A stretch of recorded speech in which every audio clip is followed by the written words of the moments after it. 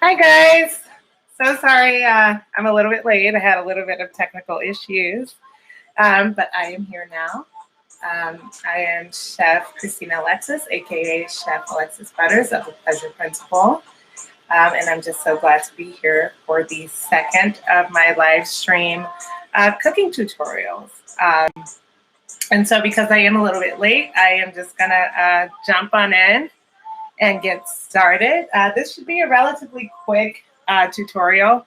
I've set up quite a bit of mise en place, everything in its place, just so that we can kind of blitz through this one and you can get to cooking and trying the recipe for yourselves. Please, please, please, at the end of this live stream, share your email and I will make sure to send you all detailed recipes and step-by-step instructions. And so with that, in the words of Mindy Kaling, we'll just get straight to the recipe without too much preamble. So today we are making cold curry noodles Guyanese, which basically means it will be made in this style of cuisine from Guyana. Guyana, of course, is a country in South America. It's kind of off the coast of Brazil. And it's one of... in fact, I think it's the only English-speaking country in South America. And so much more of the culture is very Caribbean. And so they're typically cooking with kind of those bright Caribbean flavors. You'll find a lot of cilantro, lime, really bright and delicious chili peppers, which if you attended my last live stream, you're aware that I love. And then also, kind of fresher, crunchier ingredients like bell pepper, fresh carrot, and things like that, because it just gets so hot down there. So with that in mind, let's take a look at the mise en place. In addition to the curry noodles, we're making jerk chicken salad, which is a layover from the previous live stream event I did, where I showed people how to make braised jerk chicken, and then I talked about how you could turn that into a cold or a fresh application with jerk chicken salad. All right, let's get started. So this is a little tricky. I think what I'm going to end up doing is bringing the ingredients to you guys because I haven't really mastered how to angle this computer yet. But essentially on my mise, I have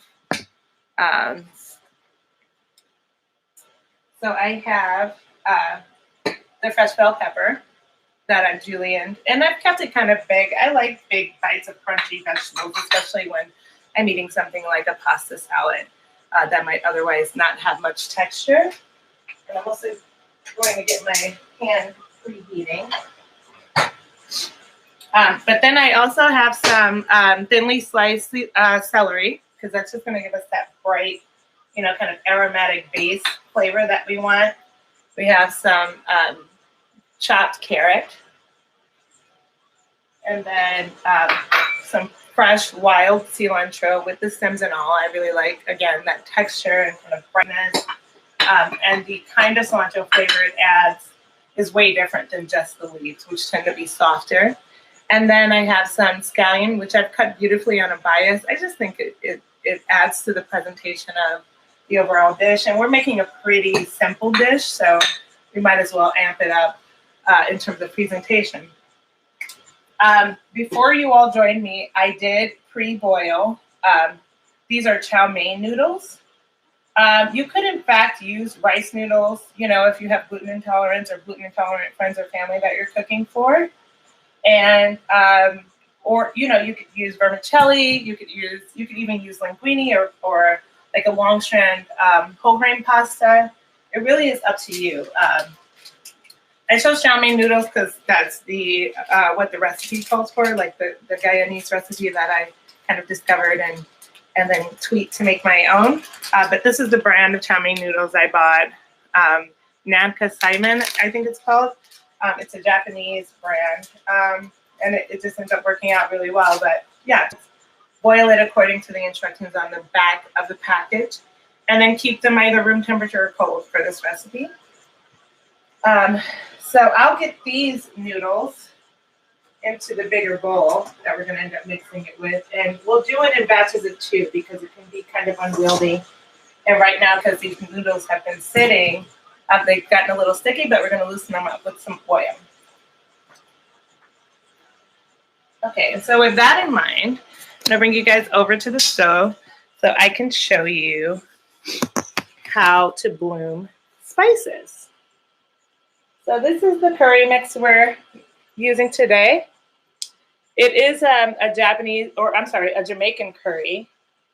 And so it has turmeric, allspice, some chili powder, cayenne powder, cumin, ground ginger, ground garlic. And so really, I'm just letting it bloom here in the oil. You really never want to use raw spices in any application. It just ends up kind of tasting bitter and powdery. And spices want to be bloomed. That's kind of just like their very nature. They come alive in heat. And it doesn't need to be a high heat. And you just kind of want to get it to simmer a bit. And we'll build a little bit more oil in here because this is essentially our dressing for all of that, all of those noodles that you saw. And we're also going to fortify that with some yogurt. So after it's bloomed for like 30 seconds to a minute tops, like I said, we're going to toss it in into the noodles, half at a time. Right, so if you see it smoking, it's just about to go too far. So you want to kind of bring it back. So we got half there. And we're going to work all of our ingredients in batches, like in half batches. So that beautiful color is already coming out. And again, that's from blooming the spices in the oil. So just give it a good toss. Make sure you're unsticking all of those noodles that kind of got stuck together there. Getting oil on every single noodle. And then once you do that, we'll do half of our ingredients. And you know what? In fact, we're not going to use the celery in here because we're going to save that for the jerk chicken salad. I actually forgot that that's what that was for in this application. You could absolutely add celery, but I just kind of don't want to overlap. And we have so many other delicious kind of fresh veggies going on in here. And so half of the scallions are going in. That was half of the carrots. And we'll do half of the cilantro as well. So I'm just going to give that a rough chop. Like I said, Sims and all has been cleaned really well. And this is really beautiful wild cilantro from the CSA here in Oakland called Black Earth Farms. If you guys are in the Bay Area, I highly recommend looking them up. They are delivering safely and ethically produce grown by all Black hands here in the Bay Area, and their produce and product, I can't sing their praises highly enough. They're really, really good and doing really great work for a lot of people during this trying time. So that was half of the cilantro, and now I'm going to add half of the yogurt. You'll end up using about 3 or 4 tablespoons. That's the creamy element in this. Again, if you attended my last live stream, you know how much I love whole fat Greek yogurt. I just think it's such a great alternative to mayonnaise applications, and just like it adds, in addition to like a cooling element, it adds that tanginess. It also is probiotic, you know, so it tends to be a little less like kind of bad for you than say sour cream or mayonnaise even. Yeah, I just like it. And when you season yogurt well, you scarcely notice that you're missing it. This dish could easily be vegan. I always kind of have to mention a vegan alternative because my mom is vegan, and just like kind of so many of my clients and friends are vegan. Yeah, you just use cashew yogurt. There are a lot of really great brands. I like Forage. But even the Trader Joe's brand I've tried, and it's worked out pretty well. Yeah, so you see how sticky those can get. So that's the other half of our noodles, and now we're going to use the rest of this heavily spiced oil, and we're going to make sure to get all of it. Get it all in there, get it nicely tossed again. And because this dish is so kind of simple to make, especially if you're set up well, and like have your meats all ready and all of your ingredients ready to rock, you just want to take extra care to like just toss it really, really well. Get everything in, get everything in the pool.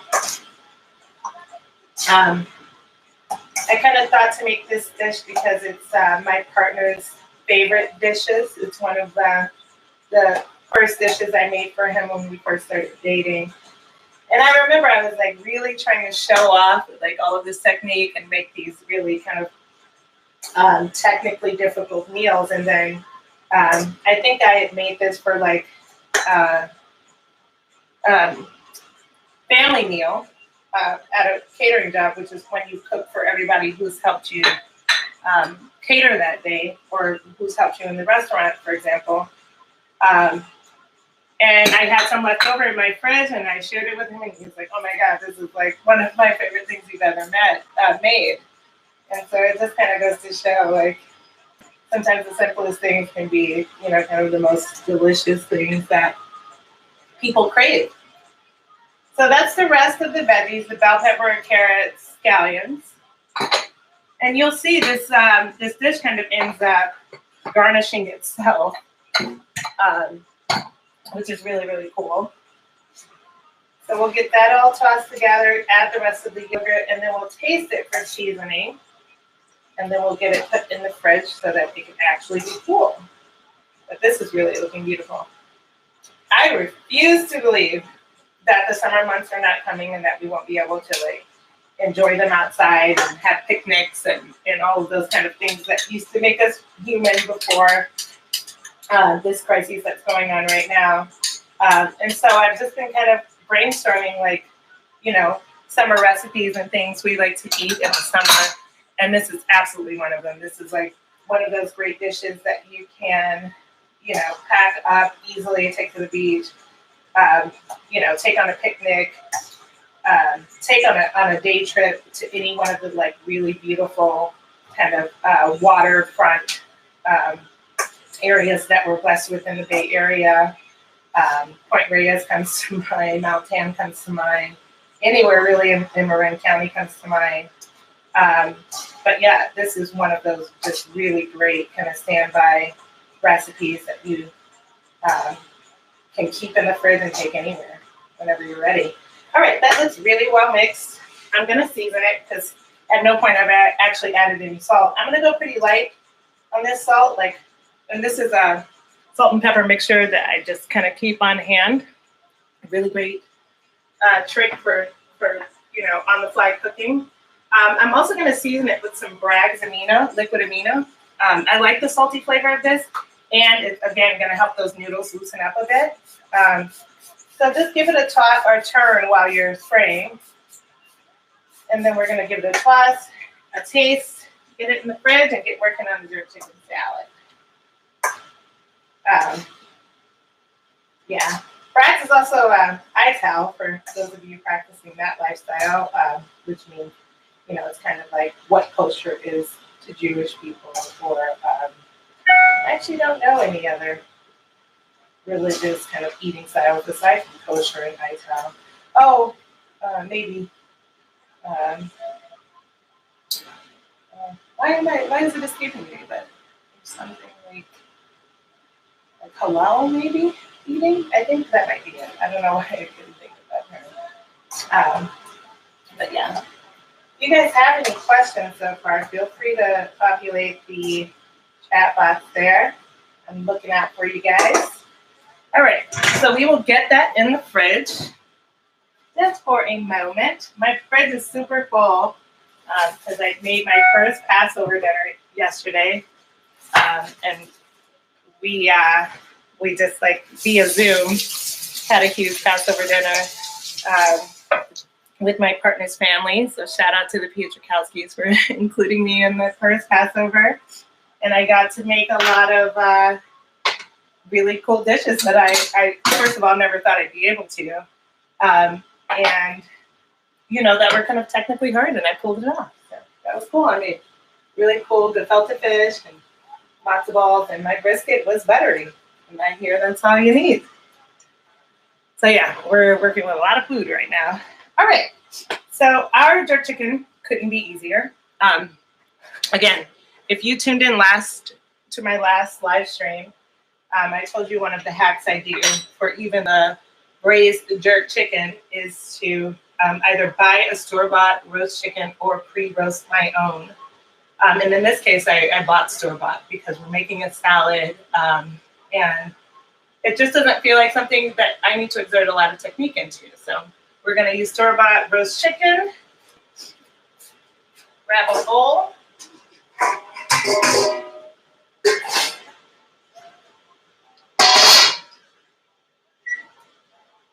Get some gloves on because we're messing with poultry for use.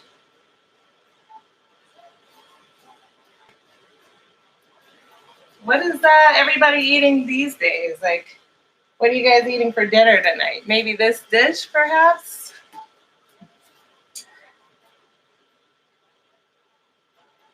All right. So I always de-skin these rotisserie chickens because I am not a fan of, kind of flabby chicken skin in my chicken salad.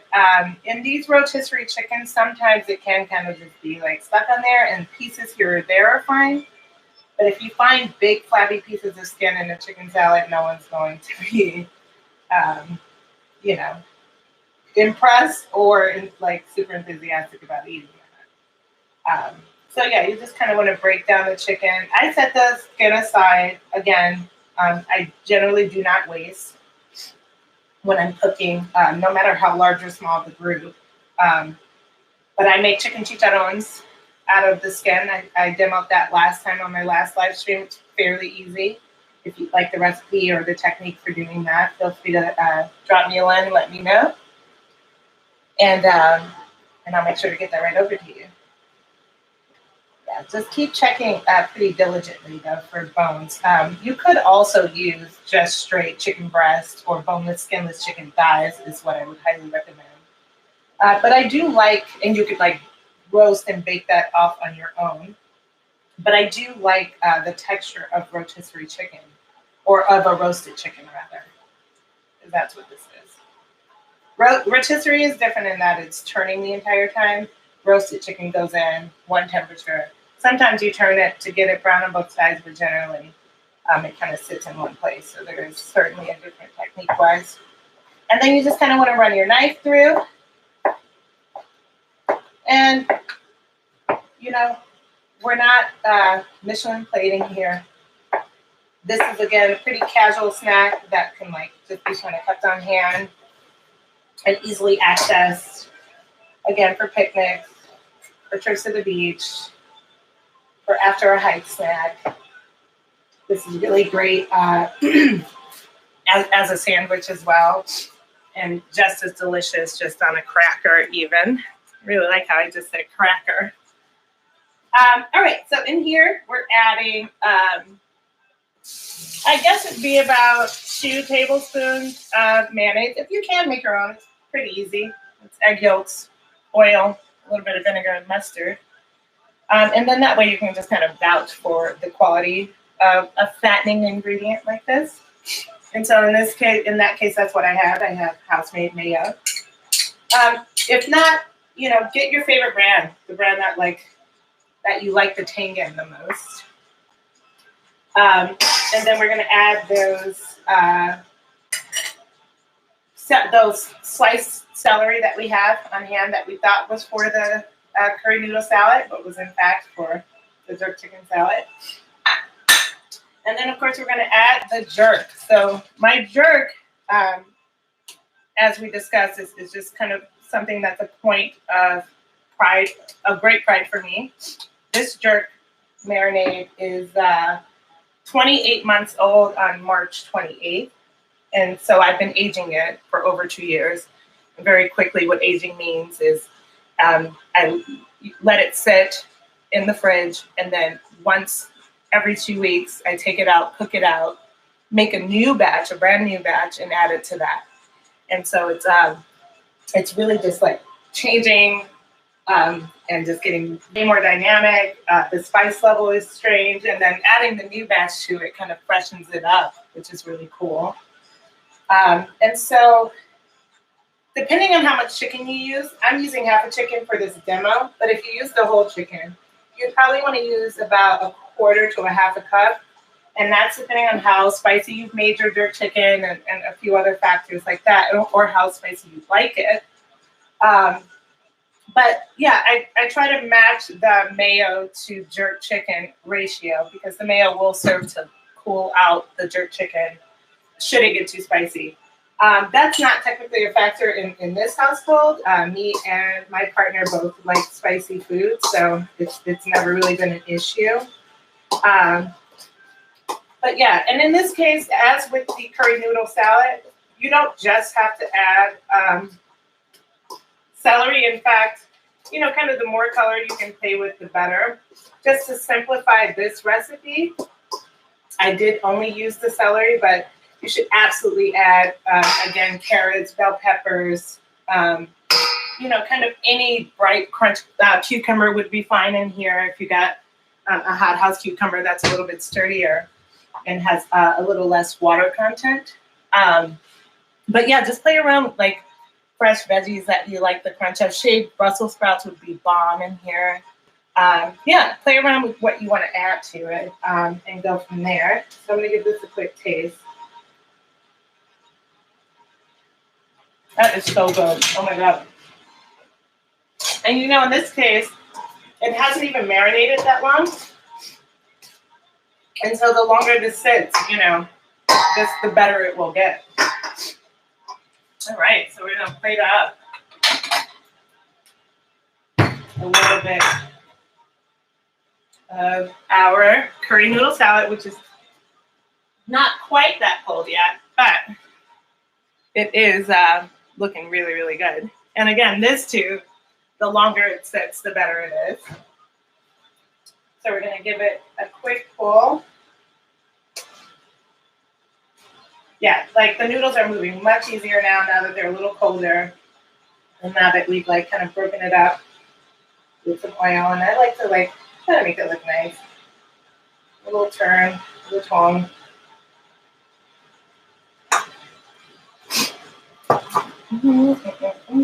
Okay, and add a little side of this jerk chicken salad.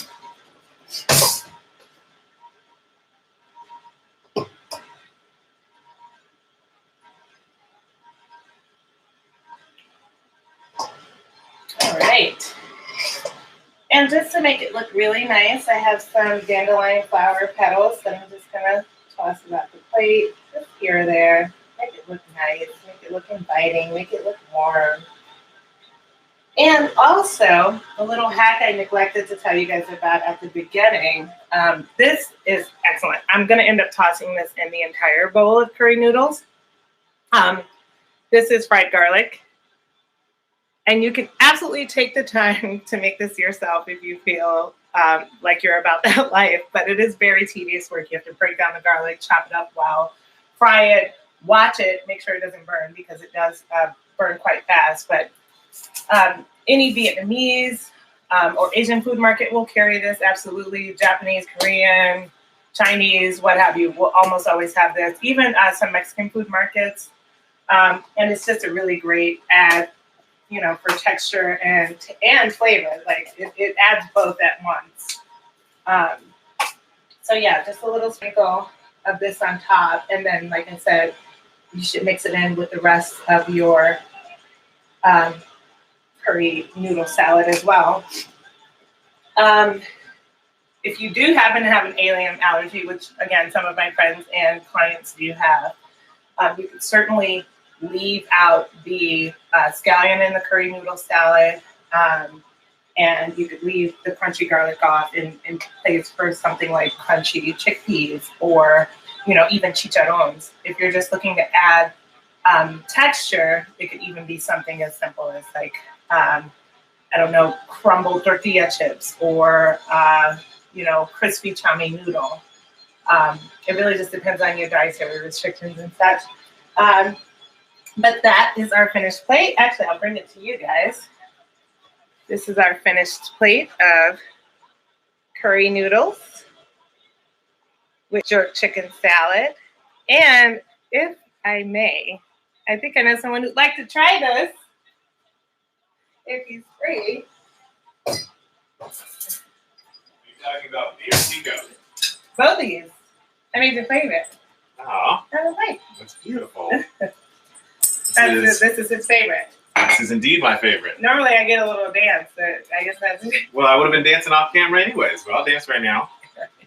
What I love about these, baby, I think the most is just that they can live in the fridge in like a pour container and like go with you lazy. Yeah, absolutely. I actually do bring when back when I used to go to work, I'd bring lunch to work and just like a whole like pint of these in the fridge like throughout the whole day. Yeah. And they're great cold. They're just awesome. Yeah.